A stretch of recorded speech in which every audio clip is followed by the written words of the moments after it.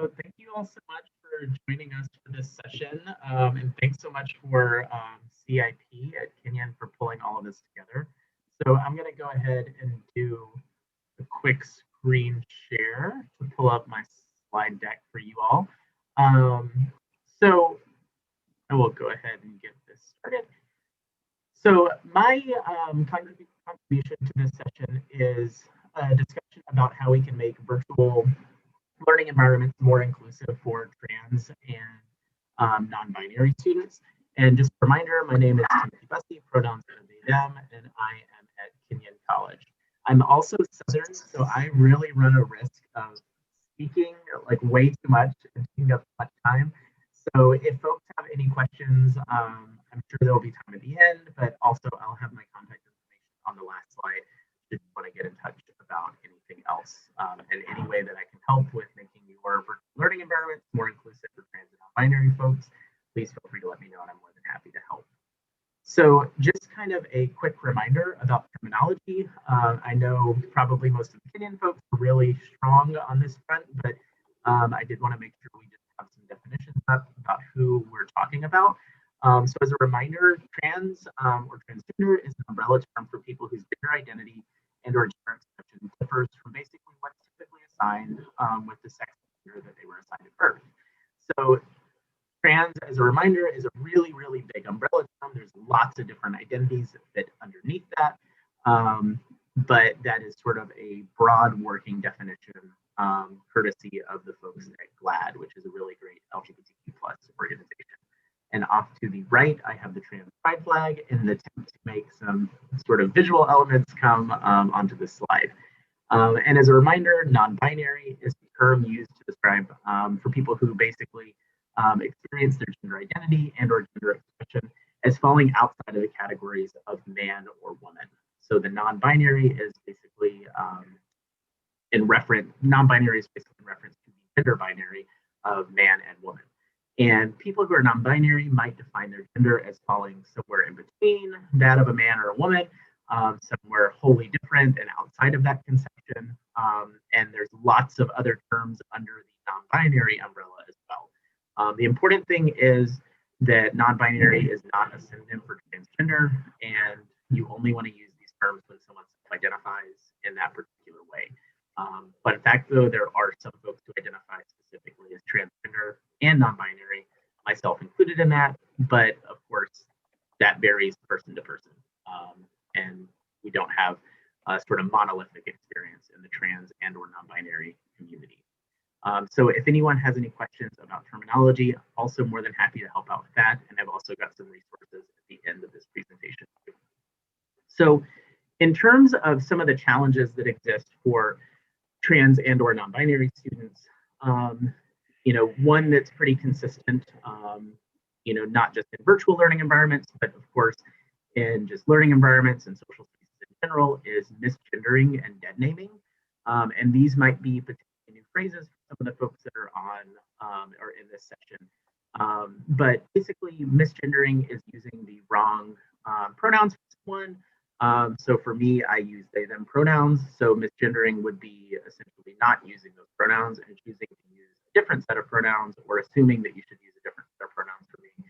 And dead naming is essentially when you're using someone's previous name. So oftentimes someone's name that's assigned at birth, but a name that they actually don't use for themselves rather than their chosen name. So these aren't necessarily unique problems to the virtual learning environment by any means, but the process in which you share names and pronouns in a virtual environment can be much different depending on how your virtual learning environment is set up. So for instance, in this Zoom call, we're all able to edit our name and or pronouns, and we can all do that on our own. So like I've done that, for other people I see on the call have done that. But a problem that is really unique to the virtual learning environment is that someone's name and or pronouns might also auto-generate from a variety of other places, especially when we're talking about institutional and organizational accounts. So oftentimes these can auto-generate from other profiles, such as from a person's email account if you're using Google Meet, online learning management systems if you're using things like Carmen or Carmen or Moodle or Desire to Learn or Blackboard. There are lots of ways that these connect to online learning management systems if you're using a video conferencing platform in that system itself, or potentially somewhere else, because there's lots of things that connect one another when we're talking about virtual learning environments. And so that is sort of one unique thing about the virtual learning environment is it's no longer just sort of as simple as stating your name and pronouns, because we also have to consider the ways in which these things auto-generate and connect to all these very large database systems that probably most folks on the call don't spend a whole lot of time thinking about, because that's generally not something someone's wanting to spend a lot of time thinking about. But in short, they do connect in lots of really specific ways, and that is a challenge that we do know exists for trans and non-binary students in these virtual environments.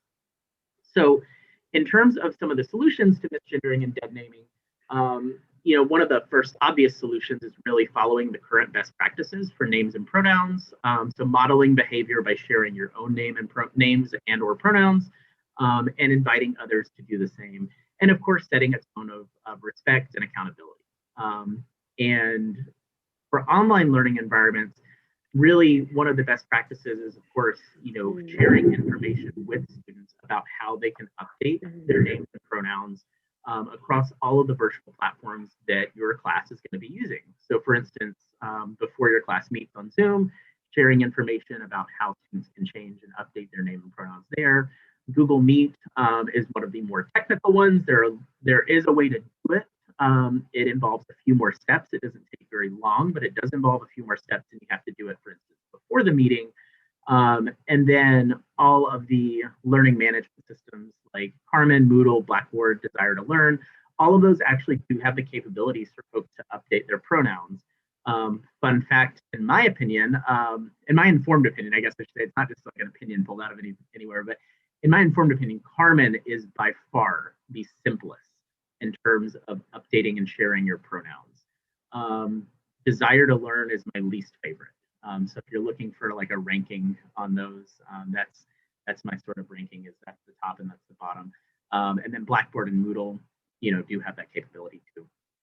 And for online learning environments that use online discussion boards, one of the solutions to misgendering and dead naming is to really make sure that you're also keeping that environment of inclusion and accountability there as well. So making sure that folks are using the correct name and are using the correct pronouns for people when they're engaging on those boards.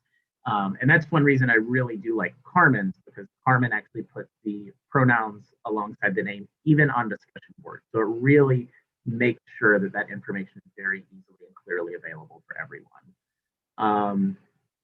In terms of some other problems and challenges that might face trans and or non-binary students, requiring video sharing can be a really tricky sort of situation. So, we definitely want to make sure that our students are engaged in synchronous online learning environments, but requiring that students share video can also create a number of challenges for a couple distinct student demographics. And most of us are likely very aware that seeing a video feed of yourself is really, really common in today's virtual environments. But students who aren't comfortable seeing themselves, this can really actually exacerbate a number of mental health concerns. And probably most of us have noticed that when we're on a video call like this, our eyes tend to kind of wander over to our own video and we're checking to see, is my face doing something weird? I've looked at myself like 5 times already, just to make sure that I'm not doing some sort of weird expression in the middle of this presentation. And that's something that I think a lot of folks have definitely noticed. But, when we're thinking about, requiring video sharing, that really for someone who doesn't necessarily feel comfortable seeing an image of themselves can create some challenges related to mental health. So for trans and or non-binary students, this could potentially have an impact and worsen the sort of impact of things like gender dysphoria. And we know that that can also lead to a risk of a number of things, like under the comfortable with your body, such as like disordered eating or anxiety or depression or even self-harming behavior. And just thinking about some of the other student demographics, there might also be students who just aren't comfortable in general with their body image. We might also need to consider, of course, our lower income students who don't necessarily want to share their physical surroundings, but maybe don't have a computer with enough processing power to uphold a virtual background. So there's lots of other considerations there that basically we need to make before we we absolutely 100% require video sharing. So essentially, the sort of solution there is a little bit more nuanced, but I did want to share some of these statistics and facts. I'm very much a quant person in a lot of ways, and these are just some data on essentially the trans experience in terms of mental health concerns. So while basically about 0.5% of the population is trans, we see a number of alarming statistics. And the one that I think is probably most pertinent to our conversation here is down at the bottom. So 22 to 43% of trans people have attempted suicide sometime in their lifetime, and that's a little bit older study, but we do know that the data is still really alarming on that front. And about 2/3 of trans youth report some type of recent self-harm within the previous year. And again, the data being from 2015, a little bit older, but we do know that it's still very much a challenge. So essentially, this is one thing we can do to help make things easier and more inclusive for our trans and non-binary students. And my sort of shtick here is essentially before we consider requiring video being shared, let's also consider the potential impacts that can have on our students, because we do know, especially in the midst of this global pandemic, that mental health concerns are continuing to be a challenge for our students, whether trans or not. And in terms of the solution for requiring video sharing, thankfully the problem is relatively simple. Rather than requiring that all students have video streams on at all times for synchronous online classes, simply invite them to share their video. The same way we're inviting them to share their names and pronouns with the group, invite them to share their video, but also explicitly let them know that they can opt out and come in and out of video as they need to. And I think what you'll probably find is that folks are still staying engaged. I mean, I just led a really wonderful program with a colleague here at Kenyon over the winter intersection, and we didn't really have anyone on video. Folks wanted to kind of just like focus on the program, focus on the slides, and engage that way. But folks were very much present. Like they were there, they were listening, they were engaging, and folks were coming in and out of video throughout the session. So I think what you'll find is that having video on doesn't guarantee that folks are engaged, and having video off doesn't essentially say that they're not engaged. And if you want to make sure that students are aware of kind of why this is important, I would also recommend sharing that this is an optional thing that you're doing to help with specifically making a more inclusive and a more flexible and ultimately really a more empathetic learning environment that's really working best for them. And I think, like I said, you will definitely find that students are engaging, and having videos being required isn't necessarily indicative of their engagement with your material. So in terms of another challenge that we know exists for trans and or non-binary students in this virtual learning environment, certainly access to mental health resources is another challenge that we're definitely noticing. For instance, students in online learning environments, and particularly those who are studying off campus, might actually have a more difficult time identifying and or accessing mental health resources. Because especially when we're talking about off-campus study, it's not sort of a situation where you can drop into the counseling center and just sort of meet with someone in person about making an appointment. You actually have to pick up the phone or send an email or fill out an online form, and that might create a couple additional barriers. Or students might not particularly be familiar with how to do that if they're used to doing it a different way. So for trans and or non-binary students, the other challenge is that some of these resources might be accessed differently. For example, students who are needing to change their name, for instance, for a legal name change, might have been, as previously with Kenyon, you drop the form and the paperwork off at the office of the registrar and you're good to go, and they take care of those updates for you. But with the virtual learning environment, things are certainly different. Having to upload that information or send it via mail or email rather than dropping it off in person. But frankly, kind of speaking, campus mental health resources do look quite different for students in an online learning environment. And this is really particularly true for students who are studying off campus and studying virtually, but are also out of state. Because again, then this question of licensure for your mental health practitioners on campus also comes into play.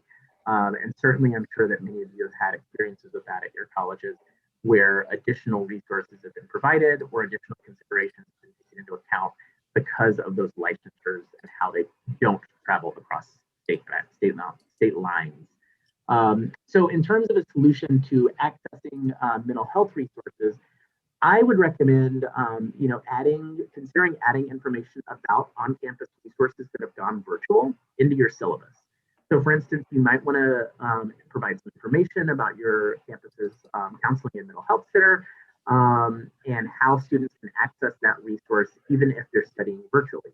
I would also recommend having some contact information for your campus's diversity inclusion office, and or your campus's trans at page if applicable. So a lot of campuses have these like trans at Kenyon, trans at insert university or college name here resource pages for their students. And so I think providing that information in your syllabus, or potentially creating a mental health or community resources tab in your learning management system is also another really strong solution to this, because again, it's just creating one more instance where students are seeing that information and they're recognizing that, oh, my faculty member has put this on this online learning management system. I know it's on Carmen, or I know it's on Moodle, or I know it's in my syllabus.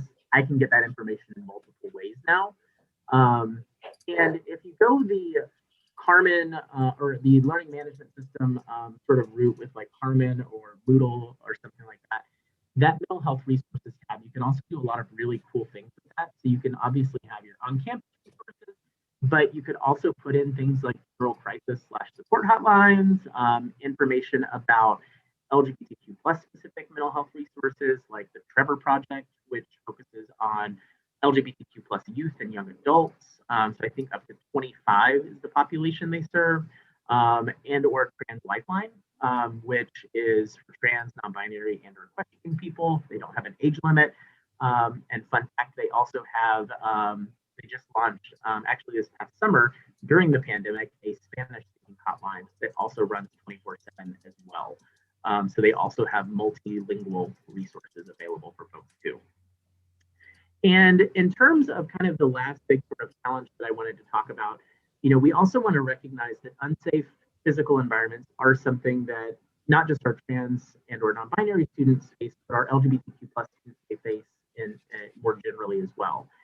So on top of all of these other challenges, just the general challenges that we're all facing together during a virtual semester, LGBTQ plus students also might be studying from familial homes off campus that aren't supportive of their identities, or that might actually be actively hostile to their identities too.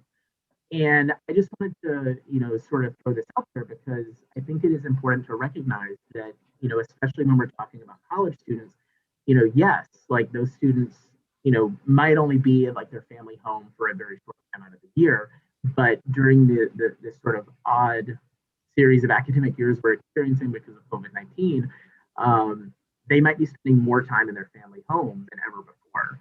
And, simply put, LGBTQ plus youth homelessness and homelessness for LGBTQ plus young adults is still a really serious issue. And LGBTQ plus youth are actually 120% more likely to experience homelessness as compared to their straight and cisgender peers. So when we're talking about those population demographics, just to put that into scale, LGBTQ plus youth make up 7%, about 7% of the general youth population across the country. They make up 40% of the youth homeless population across the country.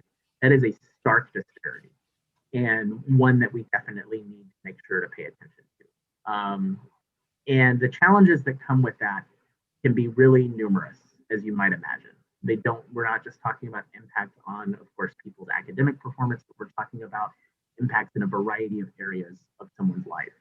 And so when we're talking about a solution to that, obviously this is a systemic problem. It doesn't have an easy solution. But one thing that we need to do is make sure that this is still a challenge that we're taking into account. The fact that if we have a student who is struggling, this could potentially be one of the things that they're struggling with. And frankly speaking, the decisions that you're making in your online courses, the resources that you're providing, and really the empathetic and inclusive learning environment that you're creating is something that can help LGBTQ plus youth and young adults who might be studying from unsafe or unsupportive familial homes.